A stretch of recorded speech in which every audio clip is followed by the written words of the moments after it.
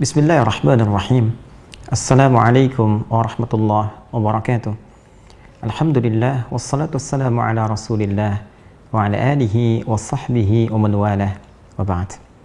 Saudara-saudariku, semoga kita semua senantiasa dalam rahmat, ridha dan kasih sayang Allah Subhanahu wa taala. Al-Qur'an bukan sekedar kitab bacaan. Al-Quran adalah pedoman paripurna dalam berkehidupan. Al-Quran adalah obat bagi setiap jiwa yang resah. Wa shifa'ul lima fis sudur. Al-Quran adalah petunjuk yang mengandung kasih sayang yang dalam bagi segenap lapisan kehidupan setiap insan. Wa rahmatul lil mu'minin. Rahmat bagi setiap insan beriman. Rahmatan lil alamin. Diajarkan oleh Rasul yang membawa kasih bagi segenap semesta alam.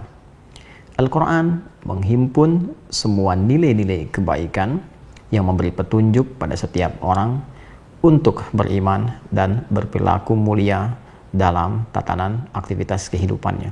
Inna hadzal Qur'ana yahdi lillati hiya aqwam wa yubashshirul mu'minina alladhina ya'maluna as-salihati anna lahum ajran kabira.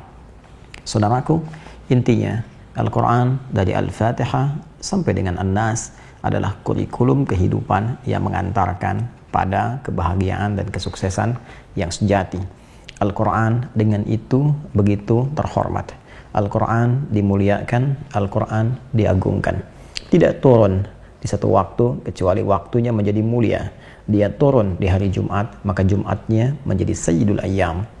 Hari dari semua penghulu hari-hari. Dia turun di satu malam, malamnya penuh dengan anugerah kemuliaan, disebut dengan malam Al-Qadar. Inna anzalnahu fi lailatul qadar. Malamnya penuh dengan keberkahan. Inna anzalnahu fi lailatin mubarakah. Al-Quran diturunkan di satu bulan, bulannya menjadi mulia. Syahrul Ramadan alladzi unzila fihi al-Quran. Al-Quran diturunkan melalui malaikat Jibril. Malaikat naik status menjadi Sayyidul Malaikah, pemimpin para malaikat. Al-Quran diturunkan pada sosok mulia, dan dengan Quran itu bertambah kemuliaan dan keistimewaannya di hadapan Allah, meninggalkan segala jenis keteladanan bagi semua manusia. Sosok Nabi Agung Muhammad SAW. Al-Quran turun di Mekah, Mekah penuh dengan berkah. Al-Quran turun di Yathrib, Yathrib menjadi Al-Madinah, Al-Munawwarah. Al-Quran begitu agung, begitu terhormat, begitu mulia, begitu istimewa. Setiap bacaannya mengandung pahala. Setiap pembacanya mesti punya adab. Setiap pendengarnya mesti menyimak. Bahkan ketika dibacakan pun khusyuk, menyimak, merenungi, dan berusaha mengamalkan petunjuk-petunjuknya. Wa idza quri'al Qur'anu fastami'u lahu wa ansitu. Dan jika dibacakan Al-Quran, maka dengarkan dengan fokus, diam, renungi. La'allakum turhamun, agar kalian mendapatkan rahmat dan pancaran kemuliaannya. Karena itu, setiap orang yang berinteraksi dengan Al-Quran diajarkan tata cara yang beradab dalam membacanya. Dikenal ilmunya dengan tajwid. Ketika dibacakan di hadapan banyak orang, ada adabnya. Bahkan pendengarnya pun bila fokus bisa meningkat keimanannya.